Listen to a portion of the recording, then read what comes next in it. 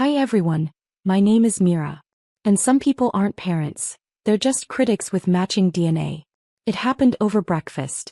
A Sunday morning, sunlight pouring through my parents' kitchen window, the smell of pancakes and burnt ego in the air. My younger cousins chattered, aunts clinked plates. My mother fussed over silverware like royalty was visiting. I was stirring my coffee quietly, waiting for the familiar sting, the one that always came before they pretended it was just a joke. Dad lifted my mom's coffee mug, tapping it with a spoon like he was giving a presidential toast. His voice rang out proud and loud. Some kids make you proud. Others just take up space. Laughter erupted. Real genuine laughter. My aunt cackled. My uncle snorted. Even my brother smirked, looking everywhere but at me. And I sat there, smiling. Not because it didn't hurt but because I finally realized something. They weren't joking. They never were. For years I tried to be the good one. Stable. Quiet. Responsible. Degree earned. Job secured. Bills paid. No drama. No trouble. And still, always the punchline. Dad took a proud sip like he delivered comedy gold. That's when I placed my napkin down, smoothed my dress and looked him dead in the eyes. Good thing I just got my own place. 2,500 miles away. Silence. Forks froze midair. Mom blinked like she didn't hear me right. Dad's smile faded only slightly, the kind of flicker someone has when they realize a dog they kicked suddenly grew teeth. Oh really, he scoffed. Running away doesn't make you special. I tucked a hair behind my ear, calm. I'm not running. I'm leaving the table. There's a difference. He shifted, annoyed. Whatever you say. You'll be back. Kids always come running home. I took one last sip of my coffee, let the bitterness roll over my tongue and stood. Don't worry, I said softly but firm. You'll never have to worry about me taking up space again. I walked out before they could respond, not dramatically, not storming, just quietly. And for the first time in my life, the silence belonged to me. I didn't slam the door. I didn't cry. I just walked, slow, steady, carrying a lifetime of swallowed words and silent wounds out with me. I could hear murmurs behind me as I crossed the driveway, voices muffled by shock more than sorrow. She'll cool off. She's dramatic. She always takes things so personally. Funny. The same people who poked every bruise are always surprised when you finally say, ouch. My car door clicked shut, sealing in an unfamiliar quiet, not emptiness but space. Space I had never been allowed to occupy in that house. I sat for a moment, hands on the wheel, breathing. Not shaking. Not second-guessing. Just breathing. My phone buzzed. A text from Mom. You embarrassed your father. Come back inside. I stared at the screen, a small smile tugging at my lips. There it was, the real priority. Not my feelings. Not my dignity. Their image. I typed back. I left the embarrassment at the table. No emojis. No apology. Just truth, the kind that didn't tremble when spoken. Another text came instantly. Don't be immature. Your father was joking. Joking. Always joking. Funny how their jokes never made anyone but them laugh. I put my phone face down and started the engine. The GPS in my head didn't point backward anymore. My new apartment waited. Blank walls, quiet rooms, freedom. 2,500 miles wasn't a distance. It was a rebirth. I drove away, passing the street where I learned to ride a bike alone. The school where I waited for rides that rarely came. The house where I learned to shrink to fit inside other people's pride. Halfway down the block my chest tightened, not regret but release. Like cutting a string that was never tied gently around me in the first place. At the stop sign, the wind pushed through the open window, warm and soft. I rested my hand on the gear shift, whispering to the girl I used to be. We're leaving now. And for once she didn't look back. The apartment smelled like fresh paint and possibility. White walls. Bare floors. Echoes instead of expectations. I stood in the doorway holding nothing but one suitcase, my laptop and a box of kitchen basics. No childhood photos. No just-in-case safety net. Just me. I set the suitcase down and exhaled slow and steady, like my lungs were relearning air. For the first time I didn't have to brace for comments. No one was about to critique how I placed a cup or breathed too loudly or wasted space. I walked to the balcony watching city lights blink in the distance. 2,500 miles away from where my worth was measured by how quietly I existed. My phone buzzed again. I didn't answer. He left a voicemail anyway. You think abandoning family makes you strong? Life will humble you. Don't come crawling back. There was the voice I grew up with. Not guidance. Not love. A dare disguised as wisdom. I played the message again, not to feel pain but to recognize something. That tone had shaped me more than I ever admitted. It wasn't love I grew up earning. It was permission to exist. And now I didn't need permission. I opened a window, letting cool air sweep through the empty apartment. Silence filled the space, gentle and honest. Then a quiet knock. Ben. He walked in carrying a bag of groceries and a soft, knowing smile. I bring offering, he said, lifting a carton of ice cream and 2 spoons. I smiled, small at first, then real. You didn't have to.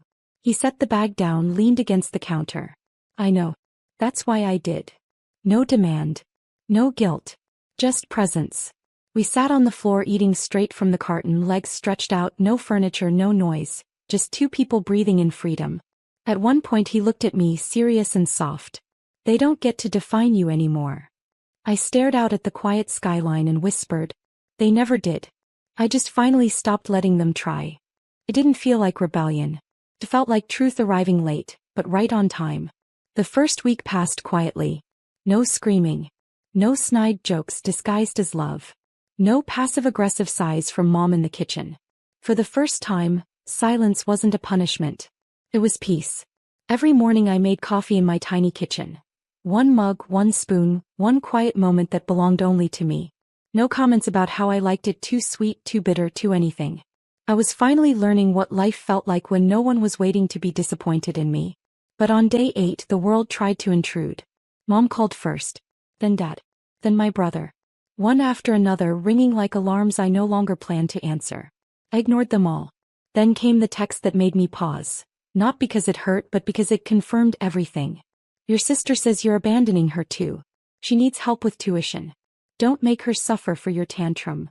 There was the truth beneath every celebration, every insult, every joke, every phone call. I wasn't family. I was function. A wallet. A support beam. A placeholder until someone better earned their pride. Ben found me sitting on the floor, phone in hand, staring at the message. You okay? He asked gently. I nodded. Not because I wasn't hurting, but because I was finally hurting honestly. I keep waiting to miss them, I whispered. But I don't. I think I miss who I hoped they could be. He sat beside me, brushing my knuckles with his thumb, grounding, patient. That's grief, he said softly. Not regret. And he was right. I wasn't mourning people. I was mourning the fantasy version of them I carried for 25 years. That night I blocked their numbers. Not out of anger. Out of self-defense. Because sometimes the bravest thing you can do isn't walking away. It's staying gone. I stood on my balcony again, breathing cool night air, watching city lights flicker like open doors. Every mile between us suddenly felt earned, not escaped. And for the first time in my life I whispered. I choose me. It took less than 48 hours for blocking them to trigger the next phase. Not remorse, not reflection. Panic. Emails flooded my inbox. Different subject lines, same intention. Family doesn't turn their back. Your father is heartbroken. Answer us, this isn't funny. Funny. As a kid they always thought hurting me was funny. Suddenly now, silence was the punchline, and it wasn't as amusing. Then came the one that made me stop scrolling. Subject line. Financial responsibility. From my dad. I clicked. You know your sister needs that tuition money. Don't punish her for your emotions. Grow up and call us.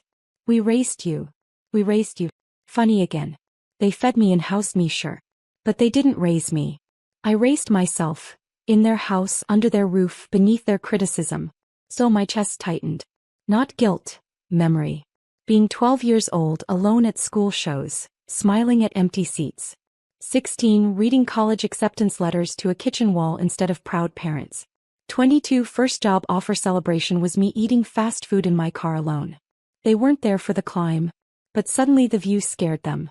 Ben found me sitting at the tiny kitchen table, laptop open, email glowing.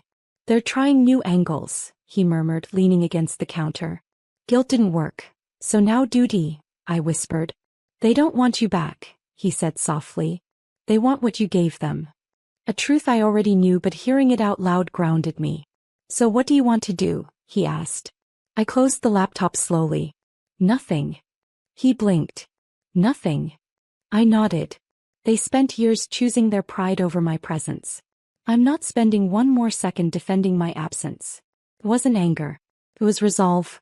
Clean, steady, absolute. We ordered takeout. We watched a movie on the floor. We laughed, real laughter, free and light. My phone stayed face down. That night I didn't cry. I didn't ache. I slept. And in that stillness I realized something. You don't heal by going back to what cut you. You heal by walking far enough away that you forget the sting. A week later I woke up to sunlight spilling across my new bedroom. Soft, warm, gentle. A stark contrast to the kind of mornings I grew up with. Doors slammed, expectations shouted, love conditional. I stretched, walked to the kitchen barefoot, poured myself coffee. 2 sugars, extra cream, exactly how Dad hated it. Halfway through my first sip my email pinged again. Subject line. You're destroying this family. No greeting. No love. Just accusation. I opened it slowly, already knowing the tone before the first sentence. Your mother hasn't eaten in days. Your father can't sleep. Your sister is devastated. We didn't raise you to be selfish. There was again. Not grief, not love, not accountability. Just pressure disguised as tragedy. The girl I used to be would have broken here. She would have apologized, rushed home, folded in on herself like paper. But she doesn't run this life anymore. I closed the laptop. Ben walked in, hair messy, sleepy smile. You look calm, he murmured, wrapping his arms around my waist. I am, I replied. I really am. His thumb traced small circles on my back. You don't have to read their messages anymore. I know, I whispered. But I can now. And they don't control me. He kissed my temple, quiet and sure. You're building something they never taught you to believe in. A life. I asked softly. A self, he corrected. We made breakfast together. Pancakes, berries, honey. Not perfect, not traditional, ours. Later, sitting on the balcony, I watched people walk below. Laughing, living, existing without permission. My phone buzzed again, not family this time. A notification. Your first month's rent is confirmed. Welcome home. I smiled. Home. Not where I came from. Where I chose to go. I whispered into the breeze. I'm not lost. I'm free. The wind carried it away like a promise. They thought cutting them off would break me. But the truth is simple. They didn't lose a daughter. I just stopped pretending I had parents. And somehow, life finally started. Holidays came faster than I expected. Twinkling lights in store windows, cinnamon in the air, families rushing around with lists and laughter. For the first time in my life I wasn't dreading it. No forced smiles. No, why don't you try to be more like, speeches. No pretending insults were family humor. Just me, Ben, and the quiet knowing that peace doesn't need decoration. It just needs space. On Thanksgiving morning I brewed my coffee and opened Instagram. Curiosity, not longing. There it was. My family's annual perfect holiday photo. Table set. Matching sweaters. Forced smiles polished with filters. And one unmistakable detail. My seat was empty. Not filled. Not replaced. Empty. They hadn't prepared for me. They'd simply assumed I'd drag myself back. Caption read. Family means always being there for each other. Irony so thick it felt comical. I could hear Dad's voice in the back of my mind. Some kids make you proud. And suddenly I saw it for what it always was. Not disappointment in me. But disappointment that I refused to be what he wanted. Ben slid a plate toward me, pancakes shaped like hearts. You okay? He asked. I nodded, eyes on my phone, heart strangely still. They'll learn, I murmured. He raised a brow. Or they won't. I smiled softly. Either way, it's no longer my lesson to teach. My phone buzzed, a message request. From my sister. Are you coming back for Christmas? Please just think about it. Mom cries every night. There was again. Not do you need us? Not we love you. Just emotional currency and collection notices. I typed slowly. I'm building peace.